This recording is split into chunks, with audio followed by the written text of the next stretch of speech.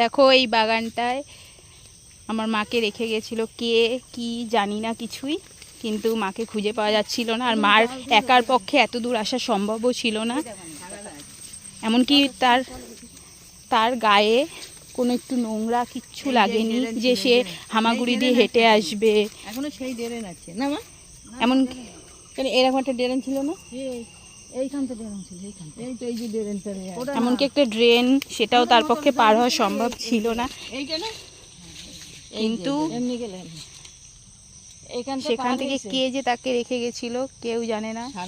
সারাটা রাত তাকে খুঁজে পাওয়া যায়নি। এই না ওই যে বুড়োর লেবু গাছ ছিল ওখানে 3টে, এই বুড়োর ওই জমিতে, এর পেছনে এই গভীর জঙ্গলে রেখে গেছিল।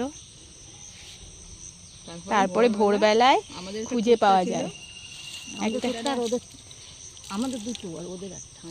আমাদের কুত্তারা তখন আমাদের মানে কার্তিক দা ওইখানে দাঁড়িয়ে এরকম ঢিল মারছে, আর কুকুররা ওই ঢিল ফেলছে আর দৌড়চ্ছে, যেই দেখে যে তুই সেই অমনিতে বলছে কি কার্তিক বলছে কি 3বার ম্যাঁ করে উঠেছে।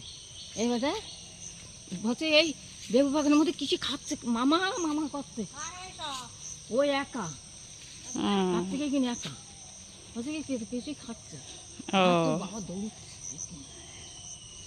যাই হোক, তাহলে কে এখন অবধি খোঁজ পাওয়া গেল না, এখন অবধি খোঁজ পাওয়া গেল না, তাই তো?